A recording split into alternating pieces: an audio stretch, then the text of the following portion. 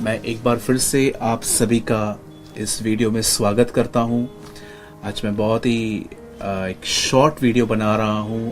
मुझे खुदावन ने आज एक बार फिर से आपसे शेयर करने के लिए एक बहुत ही प्रेशियस, एक बहुमूल्य वचन मुझे आपके लिए दिया है, जिसको सुनकर और जिसको समझकर आप बहुत आशीषित हो सकते हैं अगर आप इसे ओपन माइंड से लें तो। मैं चाहता हूं आप में से जितने भी लोगों के पास बाइबल है, प्लीज आप मेरे साथ ओपन करें 1 जॉन, पहला यूहन्ना। ये गॉस्पेल नहीं है, ये लेटर है जो पीछे आते हैं। 1 जॉन, पहला यूहन्ना और उसका दूसरा अध्याय, चैप्टर 2।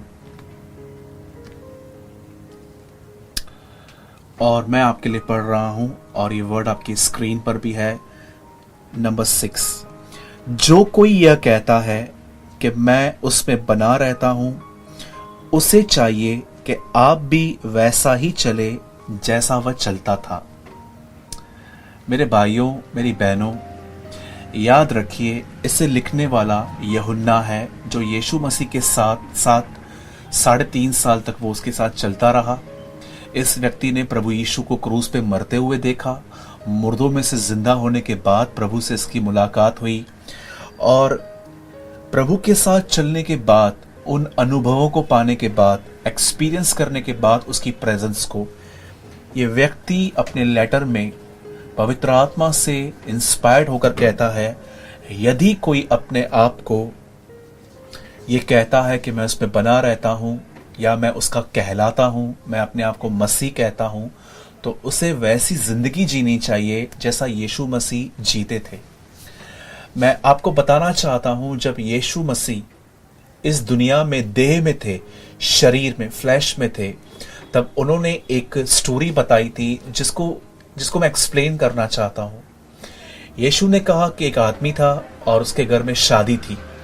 उस आदमी ने अपने नौकरों से कहा कि तुम जाओ और हर एक को इनवाइट करो कि यहाँ पर आज भोजन तैयार किया गया है, खाना तैयार किया गया है, मैरिज है और सब लोग आ जाओ।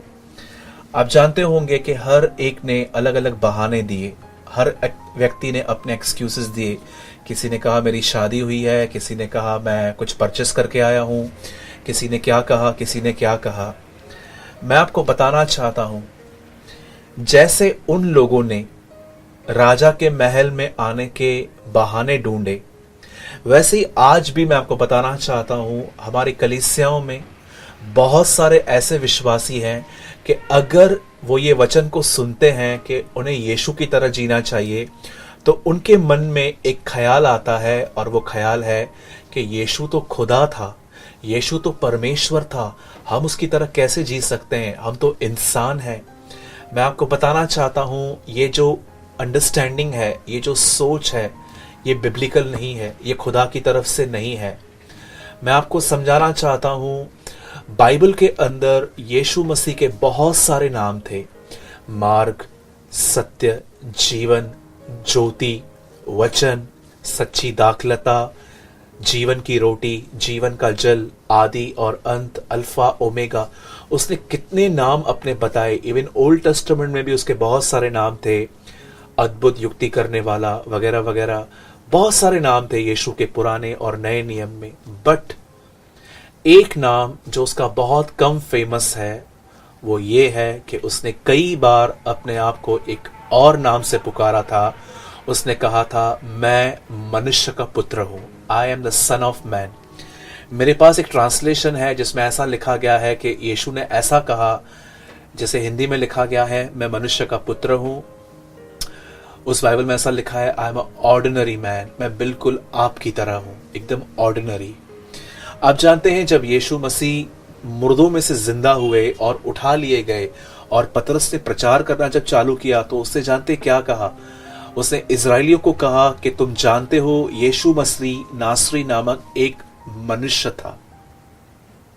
आप जानते हैं, जब स्टीफन मर रहा था, जब उस पर पथराव किया जा रहा था, तब उसने क्या देखा? उसने परमेश्वर के दाहिनी ओर यीशु मसीह को देखा। पर जानते हैं उसने क्या कहा? उसने कहा, मैं मनुष्य के पुत्र को परमेश्वर के दाहिनी ओर खड़ा हुआ देख रहा हूं। नॉट इवन जीसस, लेकिन अपोस्टल चेले भी उसे इस नाम को पुकारते थे, उस नाम से। आप अगर तिमुथियुस पढ़ेंगे तो वहां लिखा है कि खुदा और इंसान के बीच में एक ही मीडिएटर है, एक ही बिचवई है जो हमारे लिए मध्यस्थता करता है। लिखा है यीशु मसीह अर्थात मनुष्य। और अगर आप प्रकाशित वाक्य पढ़े तो वहां पर भी यही लिखा गया है। यूहन्ना स्वर्ग में देखता है और कहता है मैं मनुष्य के पुत्र की तरह एक व्यक्ति को देख रहा हूं जो वहां पर चल रहा है, और उसने उस पर हाथ भी रखा। आप जानते हैं क्यों यीशु मसीह ने अपने आप को बार बार मनुष्य का पुत्र कहा? क्योंकि यीशु समझाना चाहता था कि मैं खुदा हूं, लेकिन मैं इंसान के रूप में आया हूं। याद रखिए, जब यीशु मसीह दुष्ट आत्माएं निकालता था तब दुष्ट आत्माएं उसे कहती थी कि हम जानते हैं तू कौन है, क्योंकि दुष्ट आत्माएं अच्छे से जानती थी भले ही ये बाहर से इंसान है लेकिन ये अंदर से खुदा है। मेरे भाइयों, मेरी बहनों, अब मैं अगर आपको कह रहा हूं कि यीशु 100% खुदा था और 100% इंसान भी था, तो मैं आपको बताना चाहता हूं यीशु बिल्कुल हमारी तरह था। उसे भूख लगती थी, उसे प्यास लगती थी, वो थक जाता था। एक दिन वो अंजीर के पेड़ में अंजीर को ढूंढने के लिए, फलों को ढूंढने के लिए गया, क्योंकि उसे नहीं पता था कि उसमें है कि नहीं है। लोग उससे पूछते थे आपका दोबारा आना कब होगा, वो नहीं बता पाया क्योंकि उसे नहीं पता था। वो इंसान की तरह आया था, लिमिटेशंस में आया था। वो जब पृथ्वी पर था तो उसने अपने अधिकार छोड़ दिए थे, क्योंकि अगर वो अपने अधिकार नहीं छोड़ता तो वो हमारे लिए उदाहरण नहीं ठहरता। हम यीशु को ये कहते हैं कि खुदा, आप तो खुदा हैं, हम इंसान हैं, लेकिन वो हमारे बीच में एक इंसान की तरह आया। पर अब सवाल ये है, एक इंसान के रूप में आया हुआ खुदा इतनी परफेक्ट लाइफ कैसे जी के गया? एक पाप नहीं किया उसने, और उसी पद चिन्ह पर चलने के लिए हमें यूहन्ना कहता है कि जो अपने आप को मसीह कहता है वो मसीह की तरह चले भी। मैं आपको बताना चाहता हूं, आज अधिकतर लोग ये बताते हैं कि यीशु मसीह ने दुष्ट आत्माएं निकाली, बीमारों को चंगा किया, कोढ़ियों को शुद्ध किया, बड़े बड़े काम किए, और उसमें कोई गलत नहीं है। ये सब बाइबल है, ये सब बिब्लिकल है, ये सब बाइबल में लिखा है। पर मैं आपको बताना चाहता हूं उसकी परफेक्ट लाइफ, उसकी परफेक्ट मिनिस्ट्री एक फ्रूट है, रूट नहीं है। आप जानते हैं जब आप एक पेड़ को देखते हैं तो आपको फल दिखते हैं लेकिन आपको जड़ नहीं दिखती, क्योंकि जड़ जो है वो दिखाई नहीं देती। वैसे ही मैं आपको बताना चाहता हूं यीशु की जिंदगी परफेक्ट थी और यीशु की जो सेवकाई थी वो भी परफेक्ट थी। तो उसके पीछे मैं आपको बताना चाहता हूं ये जो दिख रहा है उसकी सेवकाई, ये फल है, ये जड़ नहीं है। जानते हैं जड़ क्या है? जड़ ये है कि वो प्रतिदिन, एवरी सिंगल डे, वो पहाड़ों पे जाता था, जंगलों में जाता था, और वो एक कीमत चुकाता था, और वो कीमत होती थी दुआ करना, खुदा के साथ अपना समय बिताना। वो प्रतिदिन पवित्र आत्मा से परिपूर्ण होकर जब वो सेवकाई के लिए निकलता था, लोग उसे बहुत बुरी बुरी बातें करते थे, गालियां देते थे। पहला पतरस में लिखा गया है उसने गाली के बदले गाली नहीं दी, मतलब यीशु को लोग गालियां देते थे। ऐसा लिखा गया है कि उसे दुख उठाया पर धमकी नहीं दी। सोचिए यीशु कहां से गुजरा, लोग उसे तरह तरह के नाम देते थे। मैं आज भी जानता हूं अगर कोई दो शब्द हमारे लिए कहता है तो हमें गुस्सा आ जाता है, हम संबंध तोड़ देते हैं, उनके फोन नहीं उठाते, उन्हें रूड आंसर करते हैं। लेकिन यीशु मसीह लोगों के साथ बहुत पेशेंस बना हुआ था उसका, वो लोगों को प्यार करता था। अपने चेलों को जो उसकी बातों को नहीं समझते थे, यीशु कई बार उनको कहता था, जो कुछ कहता था वो उसका उल्टा मतलब निकालते थे। जैसे यीशु ने कहा कि फरीसियों के खमीर से सावधान रहो, तो वो रोटी के विषय में समझते थे। निकोदेमुस को उसने कहा कि एक आदमी को वापस जन्म लेना है, तो उसने कहा कि एक व्यक्ति अगर पैदा हो गया तो वापस कैसे आ सकता है। सामरी स्त्री को उसने कहा कि मैं तुझे जल दूंगा, लेकिन वो कुछ और ही समझ रही थी। आप जरा सोचिए, चेले भी ऐसे ही थे, उसकी बातों को नहीं समझते थे, लेकिन यीशु उनको बर्दाश्त करता था, सहता था। यीशु फरीसियों को सहता था, लोगों को सहता था, चेलों को सहता था, सारी जिम्मेदारियां पाल कर वो सेवकाई में निकला था। मैं आपको बताना चाहता हूं ये फ्रूट है, ये फल है। पर ये क्यों हो पाया? क्योंकि वो पवित्र आत्मा से भरा हुआ था। अपने आप को कई लोग अपने अपने आप को बहाने देते हैं। वो कहते हैं मैं तो इंसान हूं, मैं तो कैसे कर सकता हूं। मैं कुछ दिन पहले एक आंटी से मिला जो बहुत परेशान थी, तो मैंने उनको कहा कि आंटी आप इतना क्यों सोचते हो, आप इतने परेशान क्यों हो। तो उसने एक बात मुझे कही। उन्होंने मुझे कहा कि चिंता कैसे नहीं होगी, चिंता तो होती है ना, बच्चे बड़े हो रहे हैं। अब कई सारे जो लोग हैं ना, वो खुद इतनी बातों से चिपके हुए रहते हैं कि वो उन बातों को छोड़ना ही नहीं चाहते। वो अपनी विल को रिवील ही नहीं करते कि खुदा मैं जानता हूं मैं गलत हूं, मैं निकलना चाहता हूं। वो ये भी तक नहीं करते। वो कॉम्प्रोमाइज कर लेते हैं कि हाँ चिंता तो मेरे जीवन का एक पार्ट है। या कई लोगों को हम कहते हैं कि यीशु की तरह जिंदगी जीनी है, तो वो लोग वापस एक बहाना बना लेते हैं कि यीशु तो खुदा था, जैसे मैंने आपको एक्सप्लेन किया।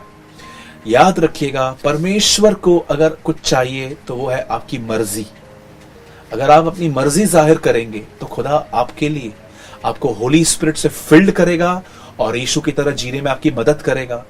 जरा सोचिए, मरियम मगदलिनी और जो बहनें मॉर्निंग के टाइम यीशु के कब्र पे जा रही थी, तो आप जानते हैं वो रास्ते पे क्या बात कर रही थी। वो कह रही थी कि पत्थर को आखिर कब्र से कौन लुढ़काएगा। पर वो ये कह के रुक नहीं गई, वो चलती गई। उन्हें बिलीव था कि कुछ होगा, और जैसे वो वहां पर गई रास्ता खुला हुआ था। मैं आपको ये कहना चाहता हूं, मैं आपको ये समझाना चाहता हूं, अपने आप को एक्सक्यूजेस मत दीजिए। प्रभु के और आपके बीच में बहाने मत लेकर आइए।